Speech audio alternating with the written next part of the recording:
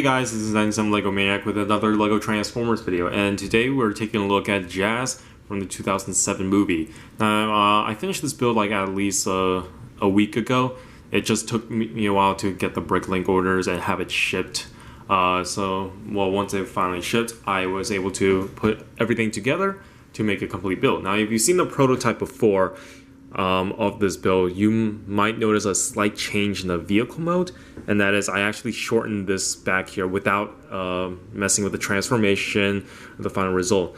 So that way, because the back, my problem with this build was the back mostly, so I made sure everything is kind of tucked in. This is a really small car, and yeah, this is the second time I ever made a Jazz in my channel. If you guys remember, if you were with me for a very, very long time, since my early days of YouTube, I've made a Jazz before, like, God knows how many years ago. There's probably in 2012 or 2013, so that's a very, very long time. And I haven't made a version 2 of them in my larger scale builds, what I've done in the past. Obviously, I'm not doing that anymore because I want to focus on minifigure scale from now on, and making smaller builds are actually a lot of fun now that we have a lot of pieces available. This guy incorporates so many new pieces that I never had access to for a very long time, because it's either they were too expensive or they were just never made. So you can see like these windows here, these slope pieces that has like the diagonal curve. These pieces I abuse the hell out of, mostly in light gray now. These are extremely useful for Transformers, and of course mixel joints, but mixel joints has been around for quite a while now. But back then, when I wanted to start with like smaller scale builds back in like my early days of YouTube, that wasn't possible. I think back then it's like the T-bar, I forgot the actual term for it. Yeah, the T-joint, I think it's called. Yeah, that is like the mixels or these plates back then. So yeah, so you might notice there's maybe some inspiration from our Animalist 98, my good friend Emerson. And yeah, you can definitely say that. However, there are some differences here, specifically with the entirety of the transformation itself. Now, there are some cues that takes from it, but then again, he took cues from the Studio series, which is exactly what I try to do here. There were things that I wanted to do in vehicle mode into robot that I couldn't get right, specifically like the headlights forming his arms. That is just extremely difficult to do in a small scale build. I don't know how anyone could do it, but if someone actually did it to make it look, and it made it look really, really good, I want to see how they do it, so that way if I were to upgrade this guy. Yeah, I wanted to get this trapezoid grill just right. Now there's a gaping hole here, but I made that sacrifice just so it looks a bit accurate. These were a lot of fun to make, the pretty much the front section to make it look like a Pontiac. These slow pieces are so useful too. Back then they never had this, so the fact that it incorporates is great. Looking at the underside, for the most part, it's actually pretty clean. Now his head, what I did differently, I wanted to make his head really small and not rely on the I forgot what it's called. There's a name that people give it, the Travis brick. I think that's what it's called. I decided to not use that because it's not going to fit in the vehicle mode very well. But I also want to make sure I want to figure out how to give it his iconic visor, which I did with this like 1/4 circular piece, which they made in like blue, and that's so useful. And again, so many new pieces on this guy, and I'm just so happy now that I'm able to make smaller scale Lego Transformers with these new parts available. And yeah, in the back here, it also uses these pieces. If you can recognize that is extremely useful, and this guy actually rolls fairly well. So yeah. Another thing I want to do for my Lego Transformers for cars, I want to make sure they have the ability to roll their wheels. I'm not trying to dig Emerson here or anything. His wheels don't. He has a specific wheel structure that he likes to do a lot. And for me, I personally just rather prefer going with something like this. I want to give the ability to roll and such, because that's just the way I want to do. I want to separate myself from him and other people. Now, despite the minor changes I may have made since the prototype photo, that doesn't necessarily mean the vehicle mode isn't entirely problematic. There's still a gaping hole here that I couldn't really fix. The proportions are still a little bit whack on the figure, and I couldn't really figure out a way how to make this windshield look right because it does affect a lot of clearance, unfortunately, so it has to look like that. But I try to make sure the vehicle mode is still small, accurate to the Pontiac, because the Pontiac is a lot smaller than you might think. Here's a Lego minifigure for scale. Wouldn't really say this is like in scale for like if you were to have like a human and minifig ratio. But I did my best to make sure this vehicle mode is very tiny as possible because Jazz is a tiny robot. So yeah, there's that. There's not much I can say about this car mode. We can just move on to the transformation. Now, the transformation of this guy is pretty fiddly because, well, I'll show you right now. This arm here is really connected by a single stud. And if I were to add another piece on top to make this like a secure a transformation, the problem is it affects the wheel placement, it affects everything else in the front. It will just make things a bit worse. Emerson and I couldn't really figure out the proper way to tackle that. He also went into that similar issue too. So the best way you can do is just carefully fiddle with this. If you were to build this yourself. Well, by the way, which I didn't mention, the studio file will be linked down below, and the Google Drive. Actually, no, I'll link the Google Drive instead because Studio doesn't allow you to download files anymore, which is weird. I thought you could, but apparently you can't, which is why I made a Google Drive for Bumblebee. So yeah, what you're gonna do here, lift up the head so that way you can go in, lift the robot hands up like that, move these arms back just like so.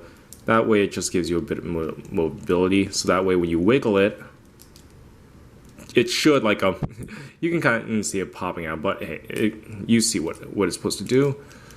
And yeah, some of the joints on the newer ones, as much as I love getting new robot hands that doesn't have those little divots that could screw up everything, it is a double-edged sword because of how tight it is.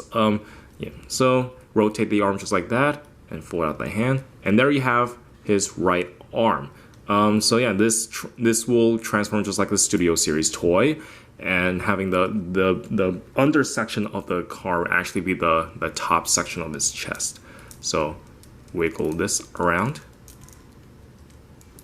and twist this arm, this just like so, wiggle it like that, push that in, full rotate the hand, and there you pretty much have the upper section of the robot mode. And yeah, I'm gonna fix the visor a little bit. It's a bit crooked.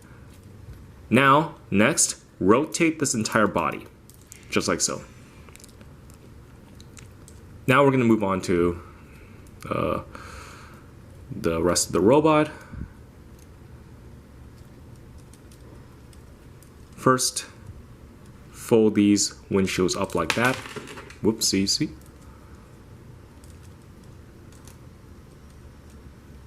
Split the legs.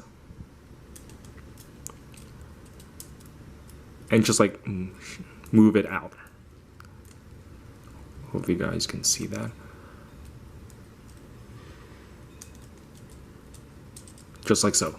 So that way you can just free up that entire back section. Now, what we're gonna do here, this leg here, straighten that, straighten this, and we're gonna focus on the leg section right now. Ooh, my bad. First, you want to rotate the legs 180. Fold this in, and first before you do that, we're gonna rotate just like so we can free the foot. So you bend the foot down, rotate it like so. and do the same thing. Rotate this.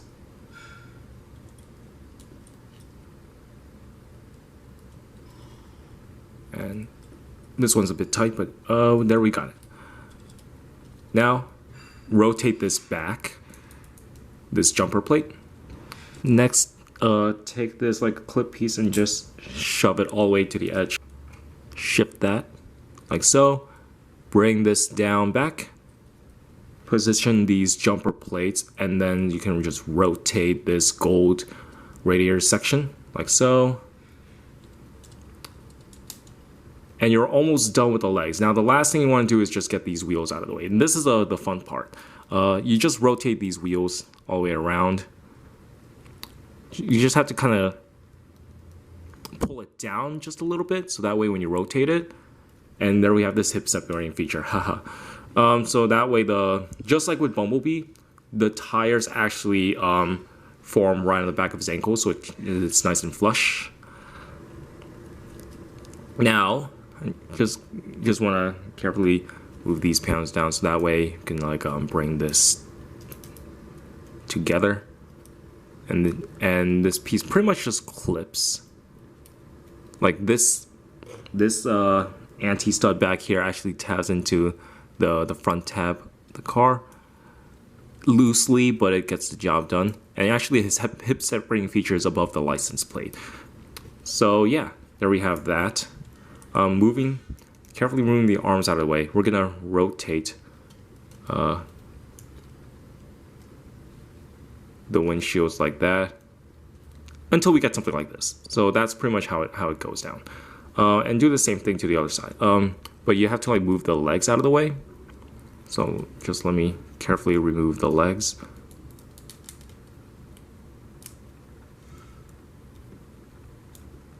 Like so. So that way it just kind of fills in the little gap here. Reposition his legs here, just like so. Now we move on to the final step of the transformation. First, move these panels up. Rotate them like a 90 degree. And this just kind of this is what I was talking about with the clearance issue. The reason why the windshield is kind of like pushed down like at least like a plate, just so this could actually fit in. Now, if this were extended out, these would not tab into the front here. That's why I had to make it like that. So moving all this out like that.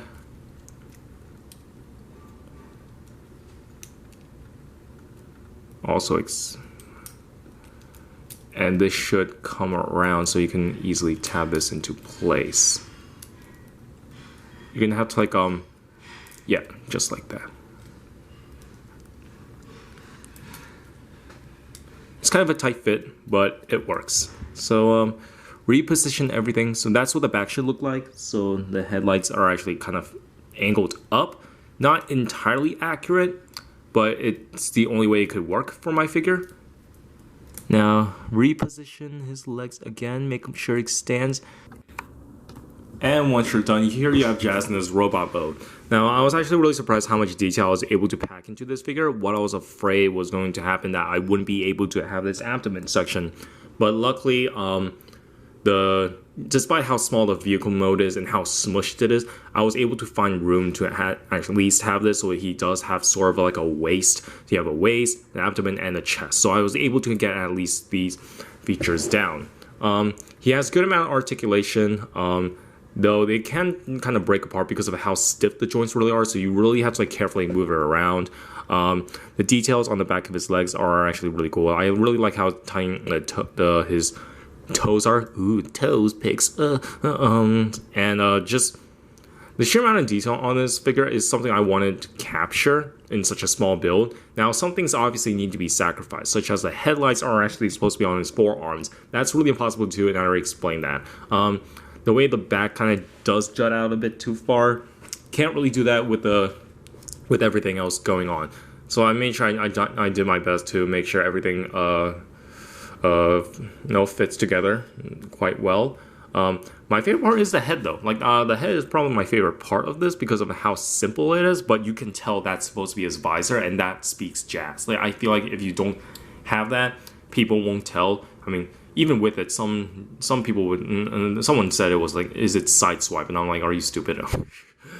So yeah, going over like the accessories. The accessories are always the fun part. Here I have is like his shield gun, and yeah, this is pretty much the same design I did on my on the Studio Jazz I've done like last year. But obviously I did not win with that version because it's not that accurate. But yeah, you're just tap it onto his hand, just clip that, and there you go. There you have his weapon. Now, he does kind of fall forward a little bit, only because his toes just want to stick out this far. But the wheel here prevents it from, you know, being from having him stand upright. So I have to like work with his legs again, like multiple times, something like that, just so it works. And it's not usually a problem most of the time. This is the first time I'm actually on camera. I'm actually experiencing the issue a lot more than normal. So yeah, and his arm is kind of weak to like hold the gun, which is so strange because since it's like a new piece, like has a really stiff joint around the bar area, but for the clip it's like not a fan. I'm gonna give up. So I just think that's odd. And this is a hip removing feature, which I think is really funny. But even though it's not intended to be here, it's actually intended to be up here, which is actually is a bit more secure. So I'm gonna remove that piece like that. So the reason why I wanted this piece included, it was intentional, is because you already have so much mass up here. No need to add less to this. And what I decide to add is like this spinal cord. So whenever I make a Megatron in the future, this is how I'll also display Jazz with Megatron. So you can have the dangling spine and the two halves. I think doing that is really, really fun, and it's something I want to do when I get to Megatron. Megatron is going to be a huge build, let me tell you. I've done like the calculation. Megatron might be at least a foot tall, and so that's going to be monstrous. His hands are going to be ginormous, so he can actually hold this little tiny Autobot. So yeah, as for size comparison, here he is next to a minifigure. Really small build. And here he is next to Bumblebee. And the scale works out really well. I like this a lot. And that's pretty much it for my Transformer video, guys. Again, if you want instructions for these, for this, the Google Drive is down below. I'm not going to make an instruction video. You're just going to have to download the studio file on Google Drive and go to Break Lane to put in your want list and see what parts you might need. And then you can use the studio file to dissect it to see how exactly I built it. That's all I'm going to do. Because I know a lot of people want instructions, and I get it, even though I usually encourage people to just build their own because it's just fun that way. But I know that some people might want it for inspiration. So in the end, what's the harm of sharing a studio file? So that's what I'm doing from now on. Still not going to do the tutorial instruction for this guy because I have so many other projects I got to work on. And instructions are just something that's not on my mind right now. So thankfully, most of you guys understand that. And some people can be quite stupid on their position and attack me for no reason. So yeah, thank you guys for watching, and I'll see you guys later. Bye-bye.